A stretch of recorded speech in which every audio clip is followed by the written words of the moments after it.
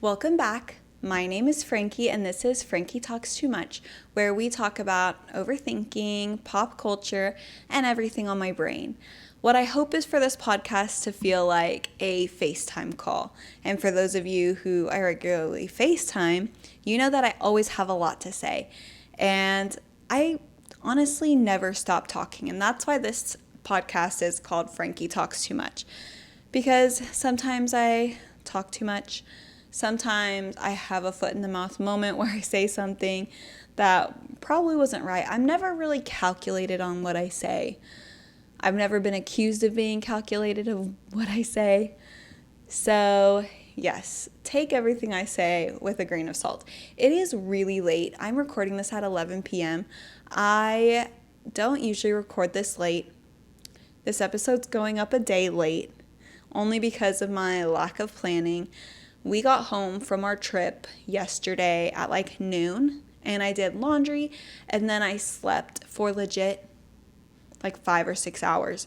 So by 8 p.m., I was wired and wide awake, which would have been a great time to record this podcast. I probably should have done it Sunday night, but I did not. And now it's Monday night, and I woke up this morning, and instead of recording this podcast, I opened up my phone to play a game that I am actually physically addicted to. It's one of those like get the people on the bus games that you see their ads all the time. I downloaded it, and now I'm obsessed. And when I'm done recording this podcast, I'm going to go back to playing that game because I just want to do that even more than scroll on TikTok, which is wild for me because I love to scroll on TikTok. I have been on social media today for maybe a total of 20 minutes because all I want to do is play this game. My phone died because I was playing this game so much, which shows that I'm not ready to go on a road trip tomorrow, but we have a road trip planned tomorrow, but I'll talk about it. I want to go back and talk about our trip to Hawaii this week.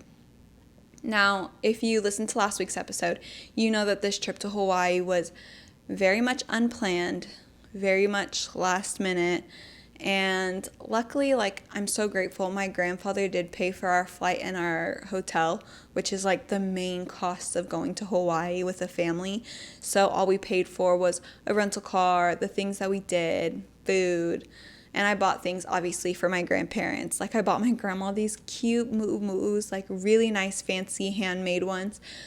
And so I was really excited to give them to her, and she loved them. So I'm pretty proud of myself for picking out an outfit that my very picky grandmother loves. Anyway, I have a lot to say about this trip, and I'm going to start off by saying that I flew with my husband and my kids, my parents, and my sister. And then in Hawaii, we met my younger brother and his daughter there. So it was a big family trip. I mean, it was family reunion on my grandmother's side. And I love family reunions. I, as many of you know, had a family reunion earlier this summer. And I just love seeing family. I grew up going to family reunion pretty much every year. The only years that I've missed since I was 10 were 2 years when I was on my LDS mission, and I missed the year that it was during COVID. It was a weird year. I was pregnant, didn't have the money to be traveling. Anyway, so I've only missed a couple reunions my whole life. I love my Fuimono family reunions. Now, you've probably heard the name Fuimono. If you ask me if I know somebody or if I'm related to somebody with that last name, there's a chance that I am. But if they didn't come to family reunions often, and if they're not from the Kansas City area, I probably don't know them well. So, yes, I love being Samoan. I love that my culture really celebrates family reunions. And family reunions are just a time to learn about our family history. So I learned more about my great-great-grandparents, learn about my culture, my Samoan culture, and even grow my testimony in church and faith in Jesus. So reunions are all around such a blessing, and I'm so lucky. We celebrated our 86th anniversary of this reunion. 86 years, that's a long time. And it went from 21 original people back in 1940 all the way to now. I think there's 1,800 people counted within the family. So it's very, very special to have this family reunion. Anyway, talking about travel with all of these people, my own family, my parents have gotten so old that they do not know how to travel anymore. Now, I will give them some empathy and grace. My dad cannot bend down to tie his shoes. So obviously, as the good daughter that I am, I helped him put his shoes back on, tie them. My mom can't walk super long distances. So we got her a wheelchair, which was great. But like, they just don't know how to travel anymore. They just don't know how to maneuver the system. I grew up traveling with them all the time. So I mean, I know when you get older, and I have empathy for this, it is harder to travel. Like, it is harder to sit on a long haul flight from Houston to Oahu. But yes, they just don't know how to travel anymore. And they are always in a rush. Why are retired people always in a rush? Where do they have to go? Where does my mom and dad have to be? I had to constantly remind them that we are all going to get on the plane eventually. We do not have to be the first people on the plane. I just don't know why that's not clicking for them, that we don't have to be the first person. Now, I understand we did have to be early to the Honolulu airport. If you've ever flown through Honolulu, you know that their TSA is so stinking slow. Like, you should show up an hour and a half to 2 hours before your flight, 2 hours if you're checking a bag, because it will take forever. Now, I'm spoiled. Here in Kansas City, we don't have like traditional TSA. We have TSA contracted workers, and for some reason that moves a little faster than the regular airports. So Kansas City Airport, you never have to wait in a long line for TSA, but Honolulu you do. So arrive early, and my parents wanted to get there 3 hours early. We said no, 2 hours is fine, and we were sitting at the gate for about 45 minutes. It was great, amazing. We got snacks. Anyway, all in all, my parents are always in a rush. And, you know, I was a little too hard on my parents this trip. Maybe it was the hot weather. It was like 80 to 90 degrees every day.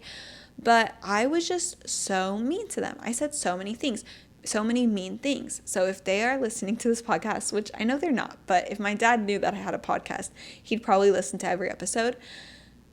I am so sorry for how mean I was to you. I was just so impatient with everybody, even my own family. And honestly, something about traveling, even I just said that my parents are the worst about traveling, but this trip, I was just so irritable about just everything. The heat, just being uncomfortable. I was thirsty. I was dehydrated. I didn't have like my normal routine. When I got to Hawaii, I knew my blood sugar was low because I started getting the chills. My heart started racing. Like, the only thing that helped, I like pulled out some candy from our snack bag and just ate a ton of candy, and pretty much just like chugged a ton of water and took a ton of medicine to feel better on our first night. So yes, I maybe am not the best traveler either, but anyway, I was so hard on everybody this trip. We're going on a road trip tomorrow, so I hope to be better. I hope to be a nicer mom. I was telling my siblings when we were in the minivan driving to where we had to go, that I really don't want to be an angry mom. Like, I don't want to be mean mom. I don't want my kids to like look back and remember me as being mean. Anyway, I was not my best this trip, but I did have such an amazing trip, honestly. It was so fun. I do have some complaints, and I'm going to rattle them off right now. So, I am not agoraphobic or germophobic or anything like that, but every time someone coughs or sneezes, I get a chill down my spine. Even like when someone clears their throat or burps, like I legit just get like really tense and feel so sick to my stomach. I don't know why, like it makes me feel disgusting when somebody coughs or sneezes around me.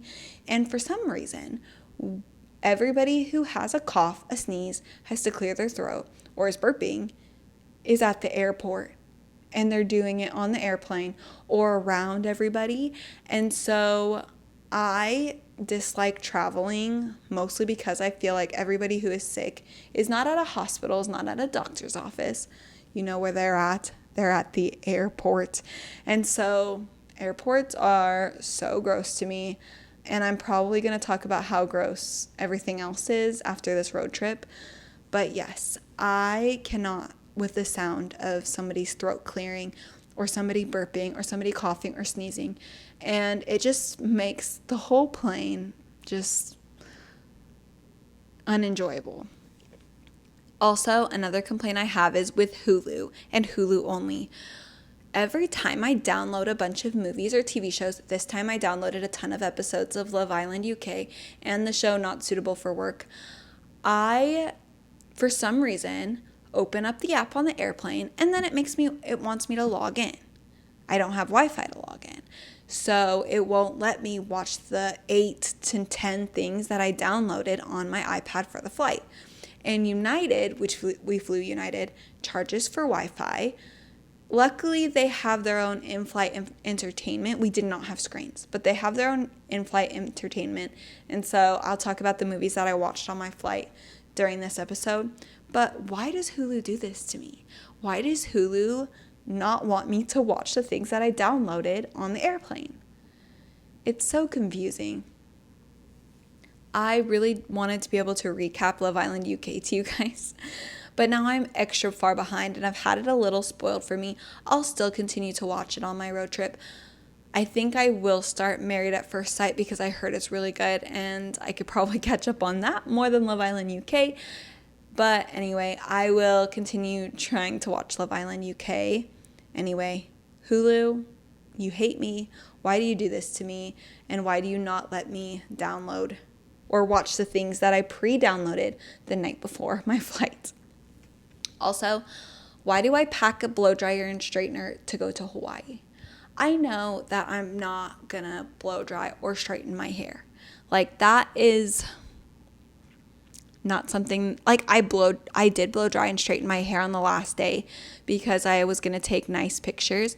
But honestly, if I wouldn't have brought a blow dryer or straightener, I would have been fine with just like my natural hair products. So next time I go to Hawaii, I'm not gonna bring a blow dryer or straightener. It's just a waste of space in my bag. It's not something I want to spend my time on. And yes. Also, because my family reunion is so based on Samoan culture and religion, we practice this thing called SA, S-A. And I guess in Samoa, especially Western Samoa, they practice this thing called SA where every day at 6 p.m., this is only in some villages, not every village, at 6 p.m. they ring a bell and everybody has to go into a house or stop their car on the road. And they're supposed to take that time to think about God and Jesus. And like I said, my Fuimono reunions are very like religious based.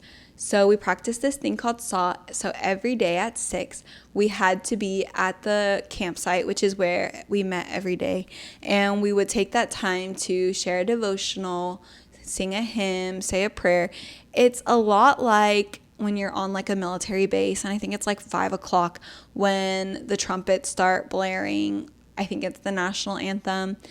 It's kind of the same concept where you just stop where you're at and you say a prayer. And it was about 10 minutes that you do it. I guess not every village in Samoa practices this, only some.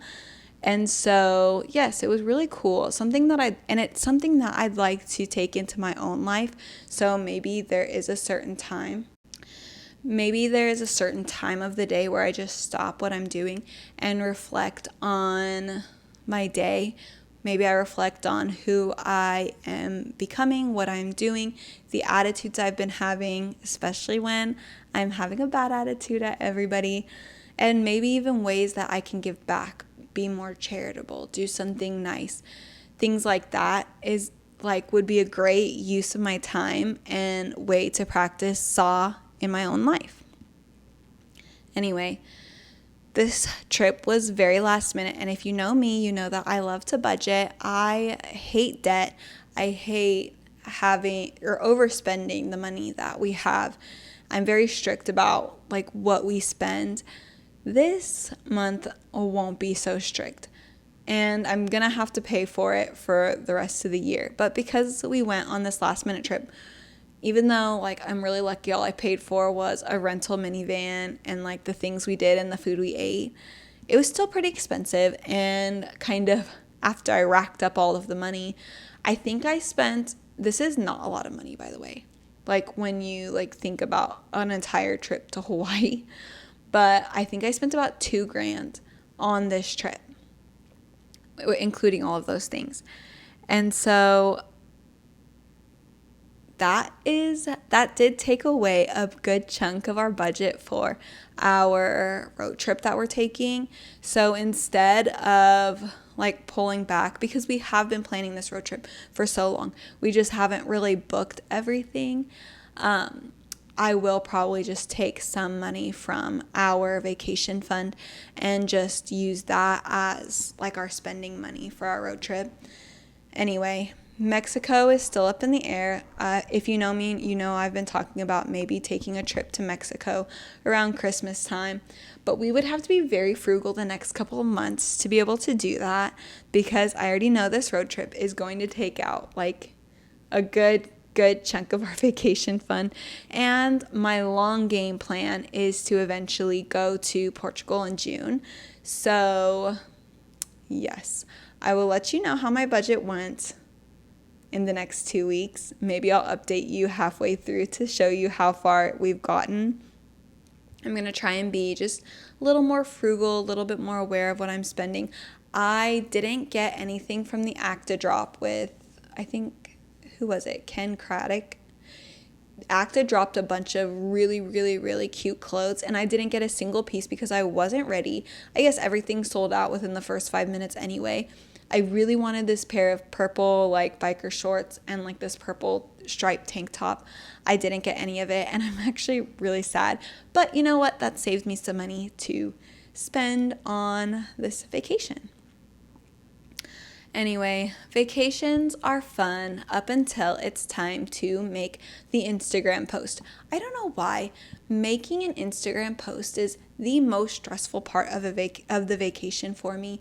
Like having to think about what I'm going to post is so difficult, especially when you don't get a lot of really good pictures of yourself.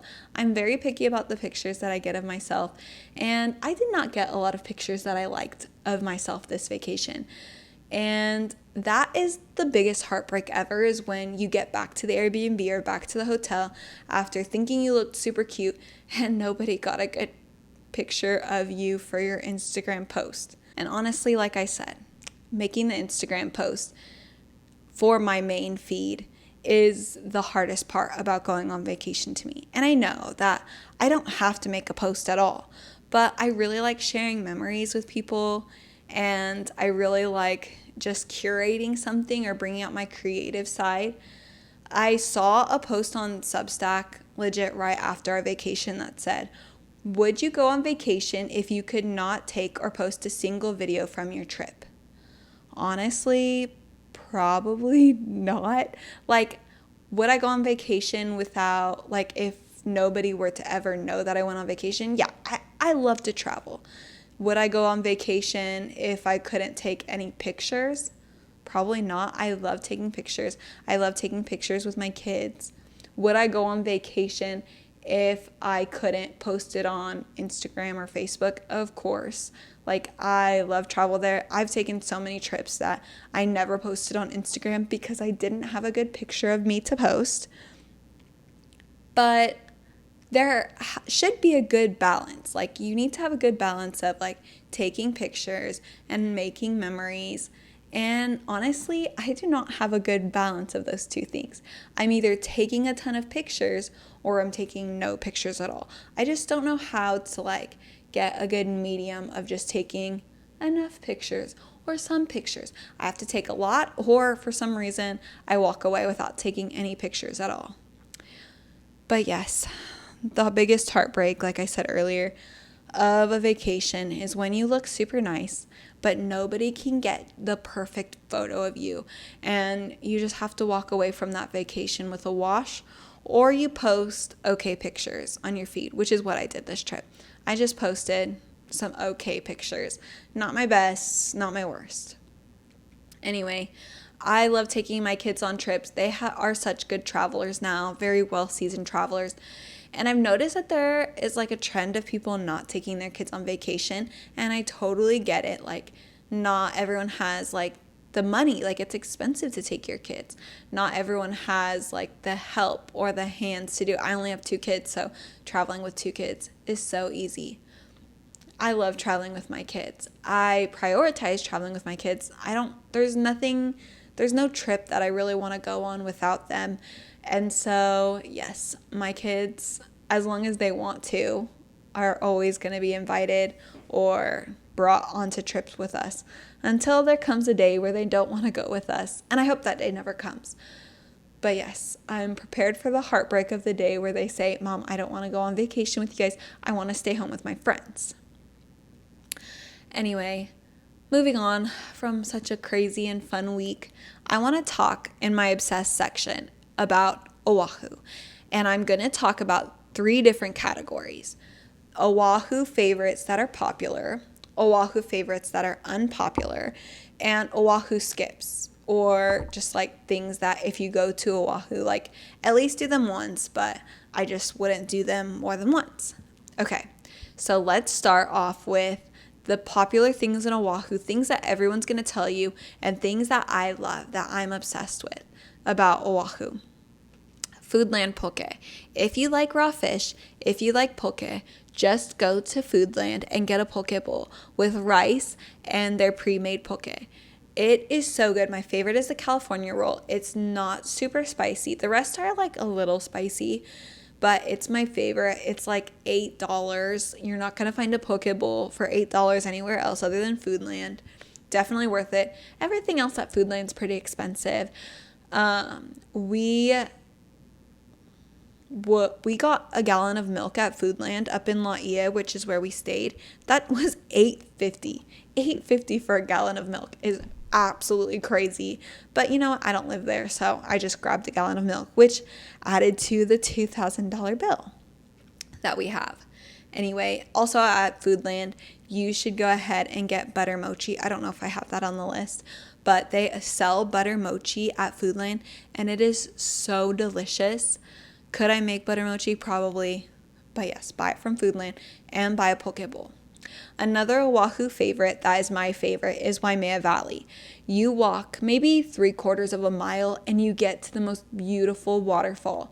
And there's lifeguards there. They give you a swim vest and you jump in. And it is so beautiful and so pristine and amazing. It's a little pricey, but worth it. I love it. Everyone should do it. And I'll do it every single time I go. Another Oahu very popular thing that I'll do every single time I go is I will go to the Polynesian Cultural Center. I love it. There's just something, I learn something new every day, even though like everything is kind of the same, like it's the same like script, it's the same like shows. I'll still go to it. It is so fun. Just being immersed there. It's kind of funny like how it's like run by like the college students that are there and obviously people who have been there for years, but it is so entertaining. Everyone is so fun. The energy there is so lively and there's just so much to learn. Another thing that I'll do in Oahu every time, I didn't do it this time, but I would have if I had the time, is go to Kualoa Ranch, which is on the windward side of the island, and do this thing called Secret Island. Secret Island is legit just like a secret beach. There's nobody there. It has everything you could need, places to sit, toys, like paddle boards. They have excursions like glass bottom boats. You could go out to the sandbar. You can canoe. It is so fun. I definitely recommend everybody trying Kualoa Ranch. Definitely worth the money. And you can also like book like a lunch too. So they'll feed you lunch and then you could stay at that beach all day. It is such a good beach. Not super high waves, so it could actually be fun for little kids. They have lifeguards. It's fun. Last thing that is very popular in Oahu, everyone talks about it, that I will do every single time I go, is I'll go to the Oahu or the Honolulu swap meet. I think it's called the Aloha Bowl swap meet. It has gotten better now this year because they put all the shops close together rather than making them all around the stadium. So it's a lot less walking, I felt. And I'll do the swap meet every time. You can get such good deals on things that are pretty expensive in Honolulu or anywhere else they sell touristy things.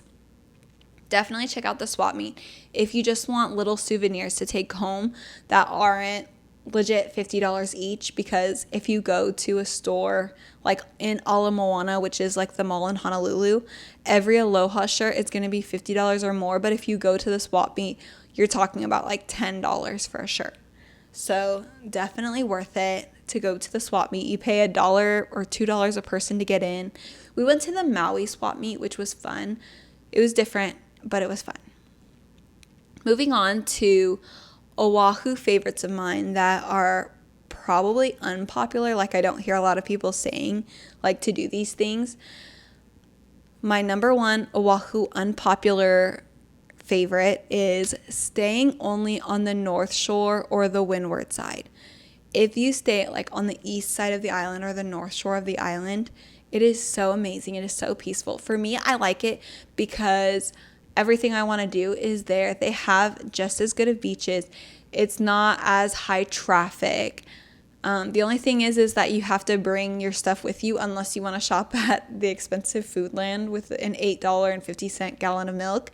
So there's not really a lot of downsides to staying on the windward side for me, and I prefer it. It is just so peaceful, and you don't feel like you're in a city. You feel like you are on an island, and you have a beautiful view of the Ko'olaus. If you go to the other side of the island, you also see like beautiful mountains, but the Ko'olau mountain range is everything to me.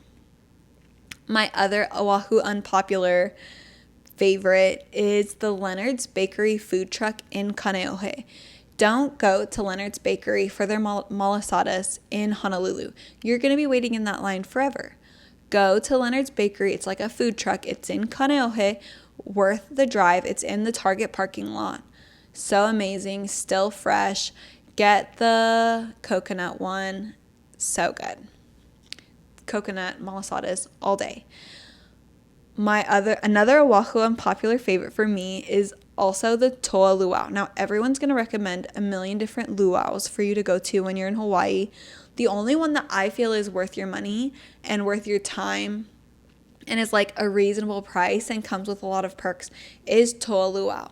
Toa Luau is up in Waimea Valley, so if you book their luau, you can also go ahead and do the waterfall. And the food is good. The show is amazing. I don't say that because one of my friends is in it, but I say that because it is actually a genuinely good luau. Now like I said, there are a million luau's you could go to. They're all going to be like $200 a person, not Toa Luau. So go to Toa Luau. Totally worth it. It's TOA and then luau. Another thing that we did that I wouldn't say is a very popular thing to do, but is my favorite, and I'm going to do it every time, is going to the Kahuku food trucks. Now, in Maui, I felt like we ate at food trucks all the time because we just didn't know where to eat, what to eat. Going to the food trucks in Kahuku, which if you're staying on the windward side, it's right there. They're so good. There's so many different options. We had the best huli huli chicken. We had the best, what is it called? Seven Brothers burgers, which you could get that in all different areas of the island and even in Utah. But there we also got great sugarcane juice. We had the best, cut fruit. Papaya in Hawaii, we don't get, really good papaya here in Kansas City. In Hawaii, I had the best papaya I've ever had in my entire life. And even Toa Luau served freshly cut papaya. So good. So good. My kids kept wanting strawberries, and I was like, strawberries in Hawaii? You need to eat all of the other things that they grow here, that are very natural to Hawaii. Anyway, the Kahuku food trucks, amazing. So many good options for everybody. Okay, the last one, this is not very unpopular with some ones because we know about it, but if you don't know, you need to go to Laie when you go to the PCC. you need to go to this place called Sam's Store in Laie, where they sell these things called pake cakes. It's like a version of like a Chinese cake that this man makes. He's like the best maker of them. So everyone goes there to buy his pake cakes. They're amazing. Just look them up. Pake cakes. Pake cakes. In Laie. Buy them. You'll thank me later. They're just so delicious. I grew up eating them. I wish I could make them. Honestly, it probably isn't hard to make them, but I don't know if I'd make them the exact same as the guy at Sam's Store. So that's the end of my list of Oahu unpopular favorites. Now here are my Oahu skips, and they're not really skips. Like, everyone should do them once, but I mean, once you do it once, I think you're good. Like, next time you go to Oahu, you could probably skip over it. Now, this is going to sound crazy, but one of my skips is the North Shore beaches. Are the North Shore beaches beautiful? Yes. Is the parking horrendous? Yes. And the waves are just really, really strong. Now, there are some, like, of the North Shore beaches that are great for, like, swimming, like Waimea Beach. But, like, a lot of them, the waves are just too strong for me to be going there with my kids. And like I said, the parking is terrible. We only went to the North Shore to see the sea turtles, and I think that was good enough for me. I'm just not a big fan of the North Shore beaches. They're beautiful. It's amazing to see the surfers. It's great if you want to sit and watch surfers, but I have little kids, so that is a skip for me until maybe one day they get a little older. And an Oahu skip for me, Dole Plantation. It's okay. It is full of tourists and just people. It is just packed, jam-packed, and it's hot.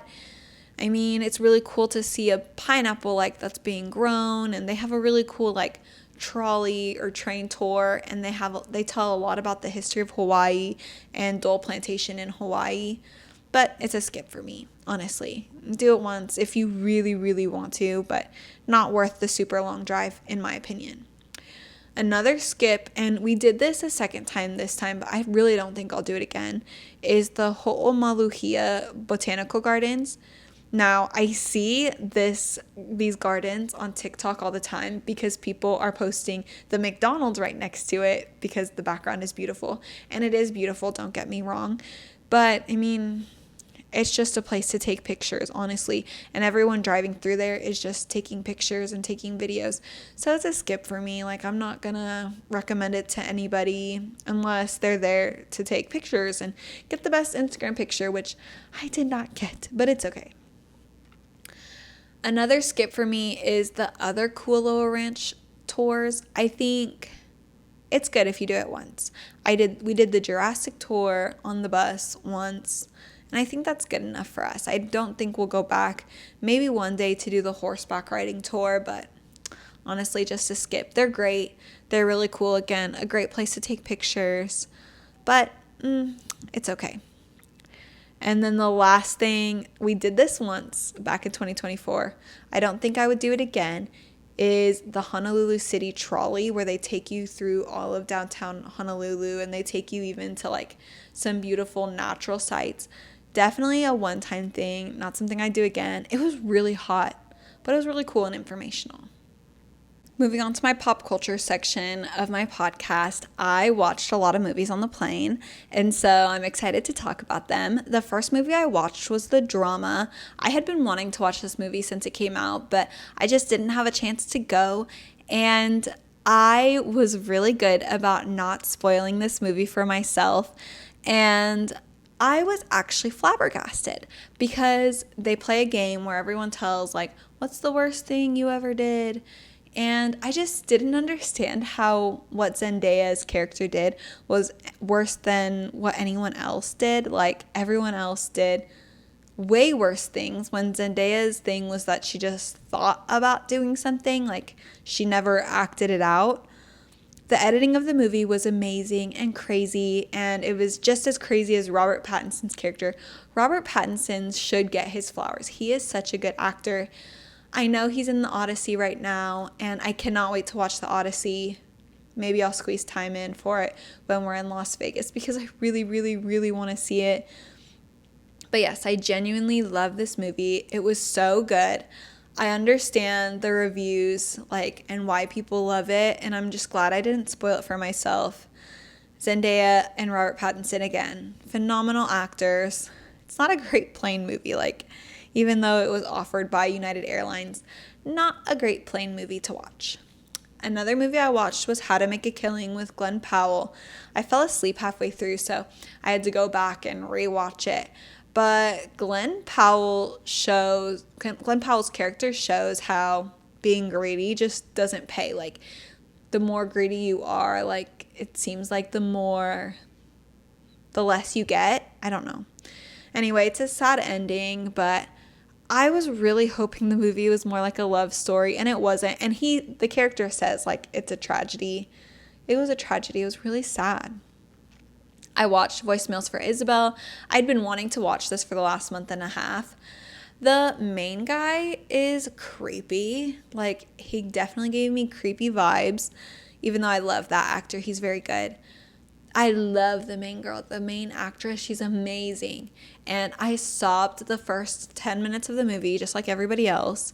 And the main actress of this movie, she's just so good that it makes all of the weird plot holes or like the cheesy, corny parts of the plot worth it and bearable. Just good. I'm so grateful that I have a sister. This movie just showed me how grateful I am for my sister. And even though she doesn't listen to this podcast, Chinya, I love you so much. You're the best sister ever. Finally, 90 Day Fiancé. I didn't watch Sunday's episode, but I watched the last Sunday's episode. And Mallory's friend is 1000% a producer plant. He's just there to stir the pot because first he's on Mallory's side and then he's on Rashid's side about the prenup. Like, he's obviously there to create a story, if you will. Marissa, the girl who's engaged to Edward, the Dominican guy, she throws out so many microaggressions at Edward. It's crazy to me that she thinks that she's more intellectual than him just because she has a big-time job. Like, why do you think he's not as smart as you? Because he doesn't live the same life as you? Like, because he hasn't had the same opportunities as you? He doesn't come from a rich family? Like, Marissa is honestly getting a lot of heat, so I'm not going to add on to it. But I really hope that she apologizes to Edward about everything she says, because it's just rude and terrible. Mito, I don't hate Mito, the guy from Egypt.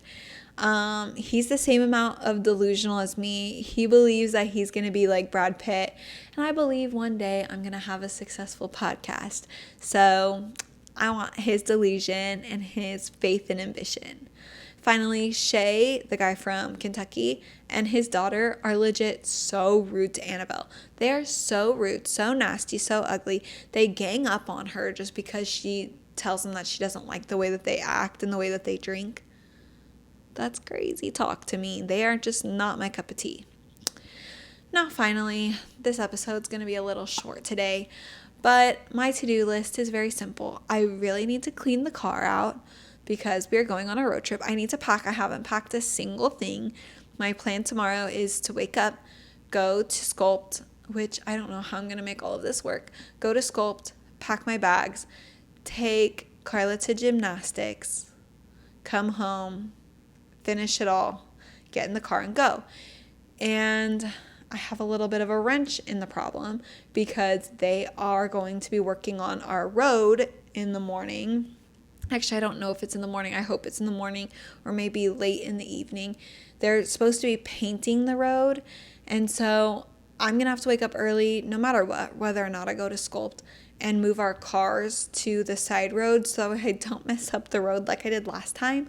And I feel like paint messed up everywhere will be just as bad as the big old mark in the road in front of my house. Anyway, I have a lot to do. I have a big wrench in the plans, and I don't know. We're talking about maybe stopping halfway through instead of heading straight to Salt Lake City in the morning. We'll see what we do. Anyway, wish me luck. Love you guys. Thank you for listening if you've listened this far. Love you guys. Bye.